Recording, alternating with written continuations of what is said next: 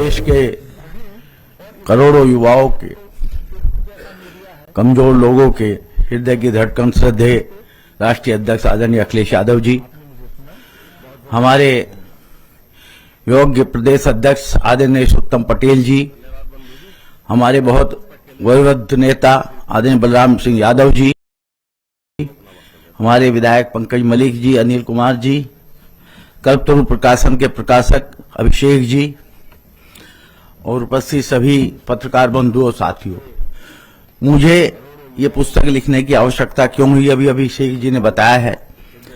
मैं बचपन से समाजवादी विचारों से जुड़ा रहा।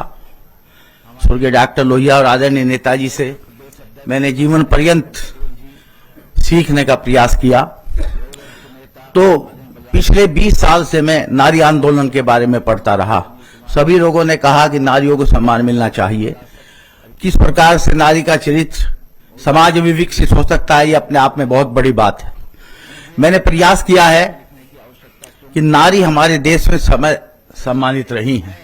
बहुत नारियों के बारे में, सीता जी के बारे में लिखा, बहुत ऐसे लोगों के बारे में लिखा, लेकिन कुंती का जो पक्ष था उसके बारे में ज्यादातर इतिहास हमारे लेखकों ने बहुत अनदेखी की।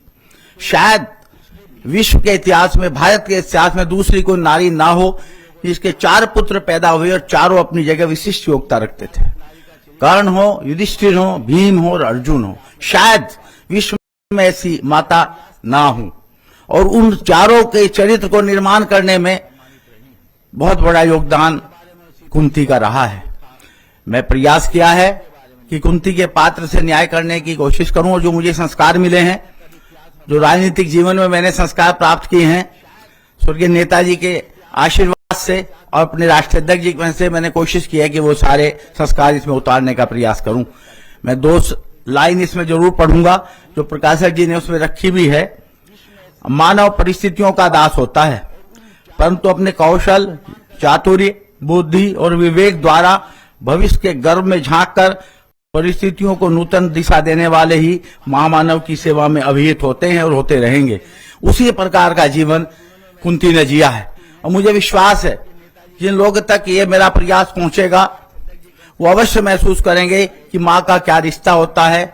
और हमारे राष्ट्र में आज जो बहुत आगे प्रतिस्पर्धा कर रहे हैं आधुनिकता की, आज भी संयुक्त राज्य अमेरिका में कोई राष्ट्रपति महिला नहीं बन पाई और भारत ने सदैव आजादी के बाद से और आजादी से पहले भी भारत ने अपनी माताओं बहनों को सम्मान देने का प्रयास किया है।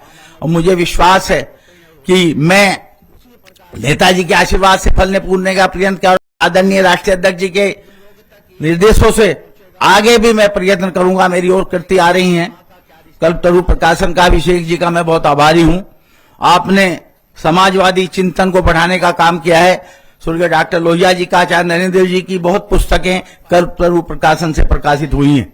बहुत बड़े स्तर पर आप ये काम कर रहे हैं। मुझे विश्वास है कि आगे भी जो मेरी छोटी सी प्रयास होंगे आप उससे समय देंगे और हमारे राष्ट्रीय अध्यक्ष जी का भी मुझे स्नेह इस बात से मिलता रहेगा, जिससे मैं प्रयास करूं कि ये जो मान्यता बनाई हुई है कि समाजवादी लोग अपने इतिहास को नहीं जानते, अपने इतिहास के साथ नहीं चलते हैं, वो मान्यता तोड़ने का प्रयास करूं कि समाजवादी लोग भी अपने राष्ट्र से जुड़े हुए हैं और इन्हीं लोगों से जो इस तरह की कोशिश करते हैं उनसे ज्यादा अच्छी तरह जुड़े हुए हैं, ज्यादा अच्छी तरह अपने इतिहास को समझते हैं, ज्यादा अच्छी तरह अपने इतिहास की व्यवहारिकता को जानते हैं। तो मैंने प्रयास किया है। मुझे विश्वास है कि आप सबके आशीर्वाद से यह प्रयास सफल होगा। बहुत बहुत आपका आभार, धन्यवाद।